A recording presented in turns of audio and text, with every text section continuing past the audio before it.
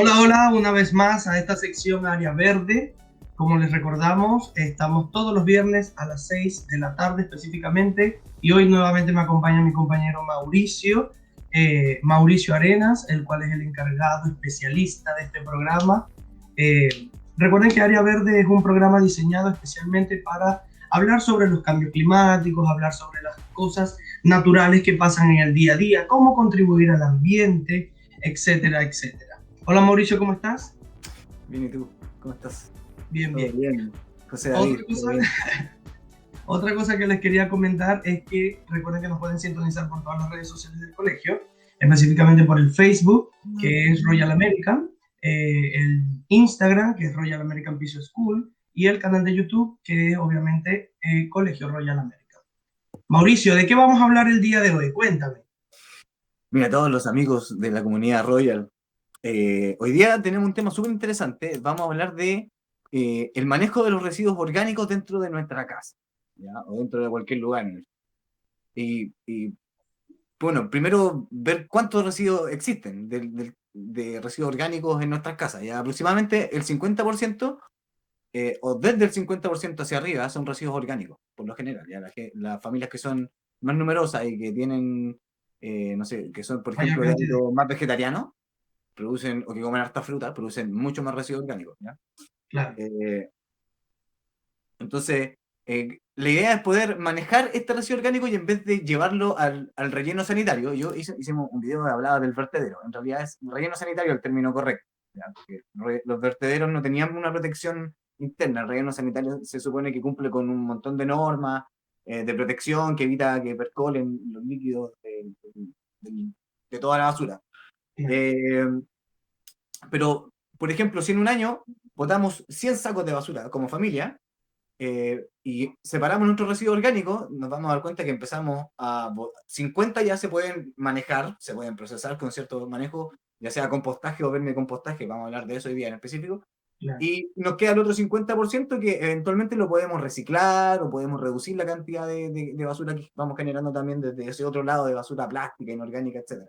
Claro. Entonces, Hablando de esta basura, uh-huh. habla, sí, ¿Cómo? cuéntame, dime. Hablando de esta basura específicamente, o sea, nosotros en casa obviamente todos generamos desechos orgánicos y desechos inorgánicos, pero para que la gente sepa un poco en casita, eh, los desechos orgánicos son aquellos desechos que provienen de las cosas con vida, ya sean cáscaras de vegetales, cáscaras de huevo, piel de frutas, etcétera, restos de carne, que obviamente es parte del compostaje, pero no debería usarse. Ya Mauricio nos va a explicar por qué, etcétera, etcétera. Por lo general, normalmente ocupamos esas cosas orgánicas para realizar lo que Mauricio nos va a explicar hoy día.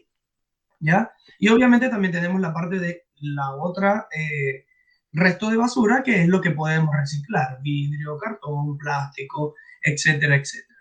¿Ya? Específicamente Mauricio nos va a explicar el compostaje, ¿ok? Cómo hacer ese proceso, de qué se trata, y era lo que nos estaba comentando, ¿cierto, Mauricio? Sí. Sí, mira, el compostaje y el vermicompostaje son dos formas de poder manejar y tratar nuestros residuos orgánicos, ¿ya? El compostaje, a diferencia del vermicompostaje, son grandes pilas o montones grandes de residuos orgánicos que son aptos como para espacios más grandes, parcelas, o huertos más grandes donde se generan podas, etcétera. En el fondo, gran cantidad de flujo de residuos, ¿ya? Que se puede tratar de buena manera en un compost.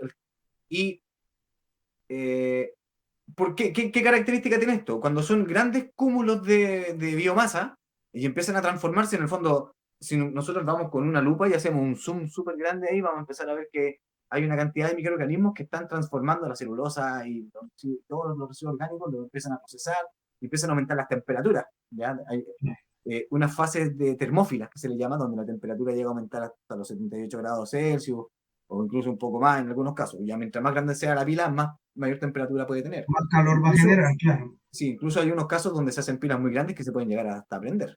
claro, por el Entonces, calor que generan. exacto, genera mucha energía, mucha energía. Pero Expliquémosle esa a la misma, gente en casita. Recuerden que estamos hablando de la basura orgánica, ¿ok? La basura que dejamos después de cocinar, por ejemplo, o la basura de restos de comida que apilamos y en casa podemos hacer un abono orgánico para, obviamente, las plantas que tengamos en el hogar, para el patio, el frente, donde queramos sembrar algún huerto que tengamos en casa, pero a manera industrial, esto se hace en cerros, en pilas gigantes de material orgánico para poder abonar la tierra y seguirle brindando nutrientes, que era lo que nos está explicando Mauricio. Claro, transformar toda esta materia en abono directo para las plantas y para la tierra. Exacto.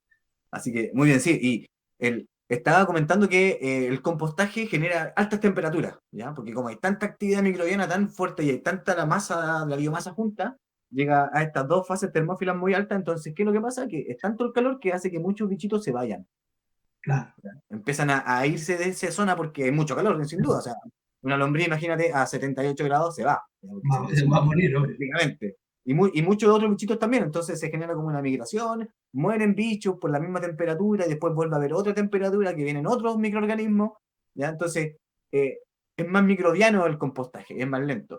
En cambio, en el vermicompostaje se maneja en bandejas, ¿ya? O en camas de vermicompostaje, donde no son tan pilas, sino que son más como camas largas, que se pueden hacer incluso como en estos bancales de cultivo, en estos rectángulos que se ponen sobre la tierra, de madera. Ahí uno puede manejar también los residuos orgánicos y hacerles ciertos manejos. Como pales así apiladitos uno al lado del Claro, otro. ¿no? Como un cajón. Imagínate que esto es Ujú. un cajón de madera que está ahí sobre la tierra, es como una ¿Ya? cama, como una Ah, jardinera, por claro, ejemplo. Ya hecha con 4 tablas, 2 largas y 2 más cortas a los bien. costados. Entonces, ahí se dispone el residuo orgánico y, al igual que en el compost, se hacen ciertos manejos para promover ciertas condiciones, pero en el vermicompostaje las temperaturas no se disparan tan alto, entonces los organismos, mesoorganismos y microorganismos se quedan ahí comiendo y transformando todo estos residuos orgánicos, entonces pasan más por los tractos digestivos de varios bichitos, ¿ya? Claro. Entonces, es distinto el producto que se obtiene del compostaje y del vermicompostaje, así como haciendo una analogía, y súper didáctico para que podamos entenderlo un poco más. Si yo soy una planta, por ejemplo, y me ponen compost al lado, es como un sándwich, pero es un sándwich gigante del porte de toda esta pieza que para comérmelo tengo que subirme a una escalera, picarlo, cortarlo, llevarlo, volver a picar y después al final de un buen rato puedo consumir ese No es sándwich. aprovechable para la planta. En menor grado, claro, está como más en bruto todo el tema como de los nutrientes, del aporte al cultivo. En cambio, el humus es como una mesa con puros sándwiches de este porte.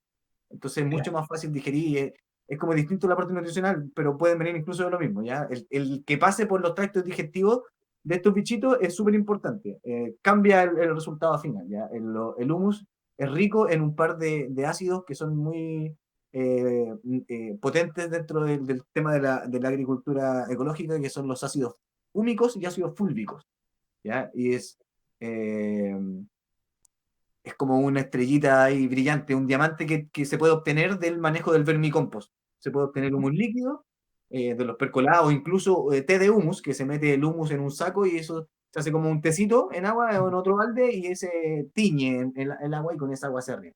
¿Ya? Así que, Y es pero había... beneficioso para los cultivos. Es Sí, beneficioso por para los supuesto. cultivos que hablábamos en el programa pasado de los cultivos industriales y los cultivos más orgánicos, por decirlo de esa manera. Claro, claro. En los cultivos más grandes se utiliza más el guano, ¿ya? Porque es más barato, entonces como son más extensivos, se incorpora guano. En cultivos más caseros o de condiciones más como de agricultura familiar, podemos, o se hace más fácil, más barato, más accesible también poder incorporar compost o cachi o distintos tipos de abono que son mejoradores de los suelos. Ya vamos Y a más ver. económico, claro. Claro, ahora, el incorporar guano a los huertos es súper, es bueno, ¿ya? O sea, el estar incorporándole materia orgánica en sus distintas formas que se pueden encontrar como formatos de bokashi, de humus, de compost, etcétera, siempre va a ser positivo. Siempre va a ser positivo incorporar materia orgánica al suelo. Es un manejo base, que siempre debe existir como si queremos promover un huerto saludable y de un manejo agroecológico tenemos que cultivar suelo. Y eso Claro. implica estar incorporándolo constantemente de residuos orgánicos. Porque ahí Lo- obviamente la planta lo va a absorber a través de las raíces para sus procesos. Recuerden que exacto, las plantas también necesitan esos procesos. sí. Se le llama también guano de lombriz al humus, ¿ya? Se le llama también guano de lombriz, pero no solo la lombriz es la que participa en esta gran fábrica o biofábrica que tiene ahí el vermicompostaje. hay varios otros amiguitos que aparecen y se los queremos mostrar. Ya tenemos un video ahí con Andrés que lo va a compartir ahora con ustedes.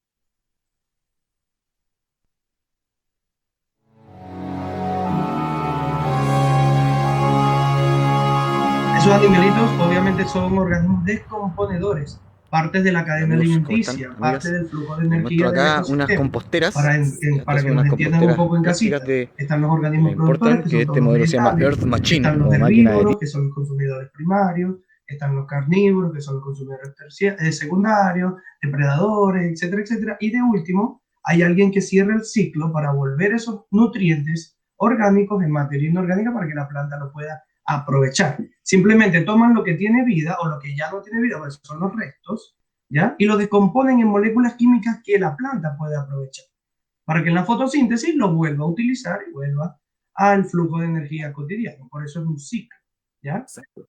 Y se incorpora a todo el ciclo poderoso que tiene el suelo. Al suelo vivo también se incorporan todos esos nutrientes al mismo tiempo. Vamos a ver. Nos van a presentar el video.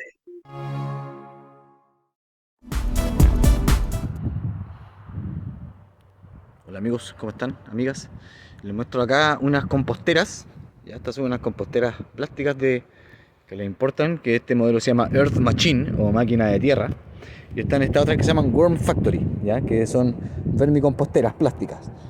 ¿Existen alternativas en el mercado de vermicomposteras de madera? Sí, sí existen, ¿ya? Y son bien recomendables, hay bastantes muy buenas, lombriclaje, entre otros. Pero lo que en específico quiero mostrarles es esto que tenemos acá, ¿ya? Aquí tenemos un núcleo de lombrices, un núcleo de vermicompostaje. Ya esto en el fondo hay lombrices adultas, como esa que se ve ahí, ¿ya? Una lombriz adulta tiene un anillo en esa parte de ahí, que se llama clitelio. En el clitelio, cuando el clitelio está, quiere decir que están sexualmente activas, ¿ya? Están eso, pero además de las lombrices, que hay adultas, hay unas más pequeñas, y hay unas bebitas que están ahí, miren esa por ejemplo, una lombriz bebé. Hay otros bichitos que participan dentro de este cóctel biológico, que se llaman por ejemplo colémbolos, ¿ya? A ver, no sé si logré captar ahí. Ahí hay uno blanquito que está avanzando. Ya, ese otro tipo de insecto muy rápido, muy pequeño, que se llaman colémbolos y que son actores importantes aquí en este ecosistema. Ahí hay otros cafecitos, ese que está ahí, que esos son ácaros, ¿ya? Y también son parte súper importante de esto que está sucediendo. Hay unos ácaros también, hay unos... Estamos incorporando este núcleo hasta ver mi compostera, ¿ya? Recién activándola, estamos en la Villa del Sol 2 ahora. Y ahí se pueden ver las lombrices. Te estaba tapando con el dedo. Ahí, lombrices bebés. Enfoque, enfoque, enfoque. Lombrices bebés, ¿ya? Todavía no tienen color, son muy susceptibles al sol, son fotofóbicas, ¿ya? Y estos animales, no solamente la lombriz, ¿ya? Ni los huevitos de lombriz que hay por ahí también que se llaman cocones, que son como pequeños limoncitos café, son los que transforman todo este material. Entonces, claro, la lombriz es la estrella que se lleva todas las flores, digámoslo, todas las luces estelares, pero son varios los bichitos que participan. Hay unos coleópteros negros también como unas baratas, también son partícipes, los chanchitos de tierra también son buenos elementos aquí. Las tijeretas también son buenas, ¿ya? En el fondo aquí tienen comida disponible y por eso no se van a ir a comer, en el fondo, claro, no se van a comer las plantas porque aquí participan comiéndose los residuos orgánicos y transformándolo en humus o en guano de su propia especie y que se mezclan y generan este humus que le llamamos de lombriz, pero técnicamente es como guano de lombriz, ya podemos decir que es guano de lombriz. Entonces aquí está toda la fábrica. Nosotros disponemos los residuos orgánicos, pero ellos son los que los transforman. Así que nuestra misión, además de disponerlos bien, es entregarle las condiciones que necesitan para que estén bien. Ya tienen que tener humedad necesaria, que no les llegue el sol de frente, que se dispongan los residuos en ciertas condiciones, que ahí vamos a seguir conversando al respecto. Pero esto Esto es la magia. Exacto, y ahí pudimos ver el video de cómo se realiza un compostaje, exactamente, un compost, donde la mayoría de las personas ve eso y, por ejemplo, piensa que se está pudriendo la tierra o se está pudriendo ese material orgánico que está allí, pero es alto en nutrientes para el suelo, ¿ya? Y algunas personas, que era lo que le estaba comentando a Mauricio, piensan que lo agarran y lo botan pensando que se está dañando o algo así, pero es que ese es el proceso natural que ocurre en ese proceso de compostaje, valga la redundancia. ¿Es cierto, Mauricio? Sí, así es. Y el familiarizarnos con este tipo de bichitos no es malo. De hecho, no tienen, las lombrices son animales que no tienen enfermedades, son súper saludables. Por ejemplo, un dato, en el antiguo, en el antiguo Egipto, la tierra se evaluaba como el valor de la tierra cuando alguien quería comprar un terreno para, no sé, poner su pirámide, no sé, para poner su casa, o vivir ahí. El valor de la tierra lo sacaban de acuerdo a cuántas lombrices encontraban en 1 metro cuadrado de tierra excavada. Entonces sacaban la tierra, contaban las lombrices y decían, tiene muy poca, ya es barato, porque la tierra no es muy fértil. Entonces, así de importante y de sabia viene como la historia de la lombriz. Ya, ellos sabían lo importante que era. Pero no solamente la lombriz está en esto, ¿ya? Pero quiero comentarle algo muy importante, que es cómo se hace el compostaje, cómo podemos llegar a hacer el vermicompostaje, ya sea en nuestra casa o en un terreno. Eh, Primero que todo, el concepto de las capas, ¿ya? Siempre trabajar en capas. Y tenemos distintos tipos de materiales que podemos ocupar, ¿ya? Podemos hablar de una capa húmeda, o una capa nitrogenada, también se le llama, o una capa verde, también se le llama. Tiene esos tres nombres. Y esta capa consiste en todos los residuos, como se dice la definición, húmedo, ya que tienen harta agua, como las cáscaras, los restos de fruta, restos de poda en verde, ¿ya? Etcétera. Pero que es húmedo. Y la otra capa es la capa seca, ¿ya? O la capa de carbono, o la capa café, que esta es una capa que puede ser, por ejemplo, chip de madera, puede ser cartón sin tinta, Triturado, claro. claro, restos de acerrín o de madera, pero que ojalá no esté tratada químicamente, pero en el fondo que sea café. En el fondo, ese concepto que sea seco y que pueda sacarle humedad a la capa verde. ¿Ya? Por eso también se pone harto la capa. Tiene varios por qué, pero en el fondo uno es porque le saca un poco la humedad a la capa de abajo y hace que permita como la oxigenación, que no se sature con agua, ¿no? Tenemos que nosotros, para que todos estos bichitos tengan las mejores condiciones de trabajar, ese es nuestro trabajo, de hecho, proveerle las condiciones para que transformen de mejor manera todos esos residuos orgánicos y para que se puedan multiplicar de la mejor manera. Entonces, varias cosas importantes. Todos estos son organismos que respiran oxígeno.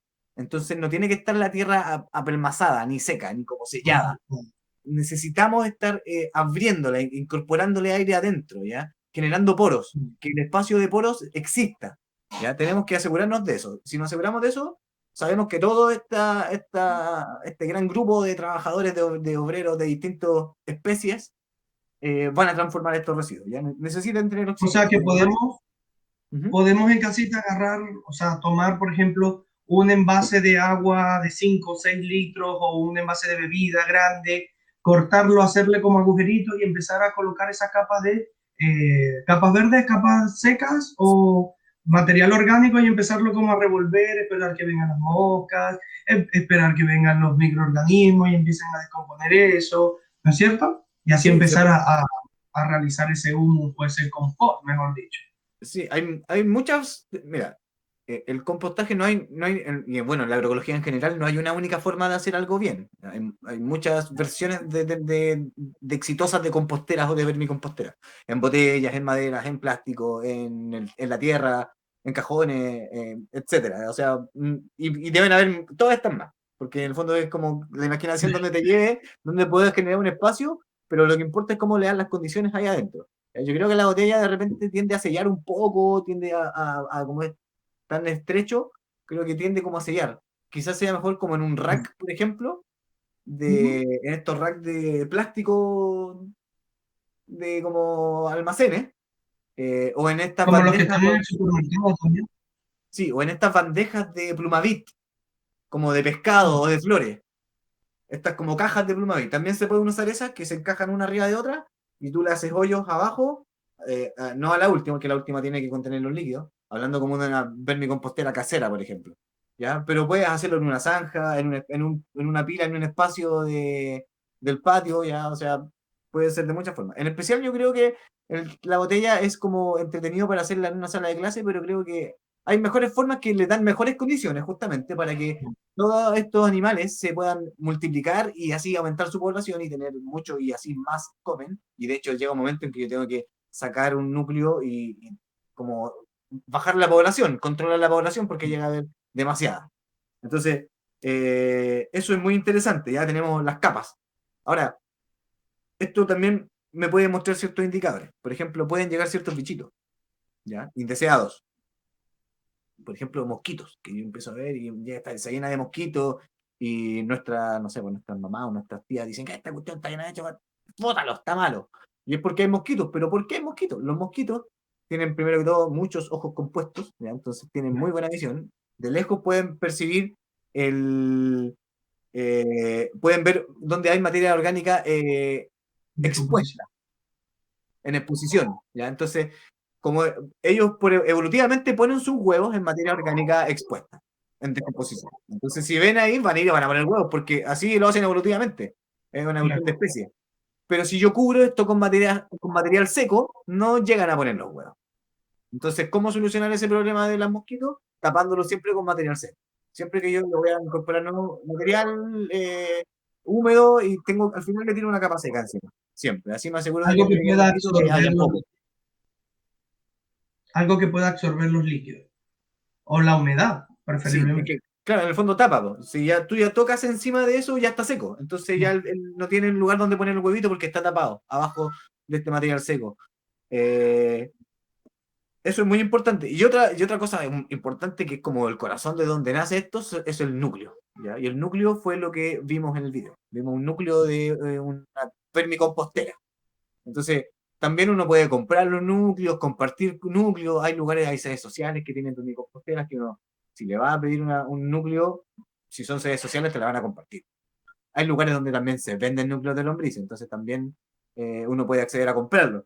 Pero esos son como los principales temas. Ah, y lo otro, oxigenar. ¿Ya? Oxigenar con un pequeño rastrillo, levantar, permitir que el aire ingrese adentro y después también es recomendable ponerle un medio vasito de agua. Aunque yo lo oxigeno y le pongo un material seco, igual le pongo un poco de agua. Porque recordemos que muchos de estos organismos, microorganismos y hongos que están aquí participando en la transformación de estos residuos orgánicos, se mueven en el agua. Entonces, si esto está muy seco, empieza a disminuir como la tasa de transformación. Entonces, tiene que tener agua, pero también tiene que tener oxígeno. Entonces, hay que oxigenar y hay que mantener húmedo. Esos son como Y a manejos la súper, vez súper, seco. súper importantes. Si está muy seco, por ejemplo, llegan otros amigos, pues, llegan las hormigas. Claro. Entonces, si tú miras el compost y ves hormigas, al tiro dice, está seco. Porque si está húmedo, las hormigas no llegan. ¿Ya? Es súper interesante también cómo empiezan a comportarse los otros bichitos. ¿Ya? Por ejemplo, los chanchitos de tierra y las tijeretas también son parte de este ecosistema. ¿Ya? Y que de repente uno dice, oh, se comen mis plantas, se comen mis raíces. Y sí, es verdad que se pueden llegar a comer las raíces de nuestras plantas del huerto o del jardín. Pero eso es porque el suelo tiene poca materia orgánica disponible. Porque probablemente es que esté el suelo desnudo, que no esté con una capa de un acolchado de chip de madera, que se pueden, de hecho, la Municipalidad de Maipú, a todos los jardines públicos, el Parque Tres Poniente, por ejemplo, tiene muchas partes, o Nueva San Martín también, que tiene hartos como Bandejón Central, les pone chip de madera, pues, porque eso mantiene la humedad en el suelo, tiene un montón de beneficios, es súper, súper, súper, baja la erosión, así que es un buen manejo y el chip de madera se puede utilizar de hecho como uno de los materiales secos de la capa seca, la capa de carbono. Así que es súper interesante cómo podemos hacer esto. Súper recomendable también que si ustedes lo quieren hacer en su casa, además de la compostera o la vermicompostera, tengan como un balde de recolección en origen, en la misma cocina, un tarrito con tapa.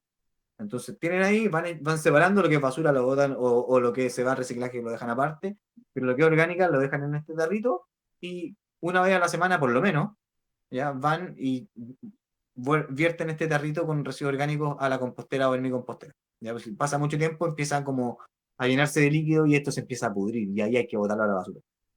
¿Ya? Claro. Bien. Estos fueron, obviamente, los tips que nos da Mauricio para hacer un compost desde casa, obviamente, y poder, obviamente, nutrir a nuestras plantitas, que por lo general compramos el abono, vamos a una tienda, a un vivero y compramos la tierra abonada cuando podemos hacerla desde casa. Importante es oxigenar la tierra, humedecerlo, pero a la vez agregar una capa seca para evitar algunos otros intrusos, ¿no es cierto, Mauricio? Sí, Colocar los residuos orgánicos necesarios, ir moviendo todo el compost paulatinamente, etcétera, etcétera. Obviamente, por cuestiones de tiempo nos tenemos que retirar el día de hoy, pero lo invitamos todos los viernes. Recuerden que a las 6 de la tarde nos podemos ver por acá, por las redes sociales del Royal TV, específicamente por el Facebook Royal American, por el Instagram Royal American Business School y por el canal de YouTube que es Colegio Royal American. Queremos darle primero que todo una despedida y un saludo también a la comunidad educativa del Royal, ¿ok? Y Mauricio, ¿quieres despedirte? sí, por supuesto, que tengan un muy buen fin de semana, familia, disfrútenlo. A cambiar los hábitos, se puede. Empecemos ya, si no se ha decidido a reciclar, empiece a hacerlo, empiece a cambiar sus hábitos. Es un buen momento para seguir para empezar a manejar sus residuos orgánicos también. Y yo creo que la próxima semana vamos a seguir hablando del vermicompostaje porque podemos seguir indagando un poco más en los materiales, cuáles son recomendables, cuáles son medianamente recomendables, cuáles son perjudiciales. Así que seguiremos hablando del vermicompostaje en nuestras casas, ¿ya? Recuerden, seamos parte de la solución, no parte del problema. Todos los viernes a las 6 de la tarde, área verde. Nos vemos entonces. Un placer, Mauricio. Chao a toda la comunidad. Nos vemos. Chao, Área chao. verde.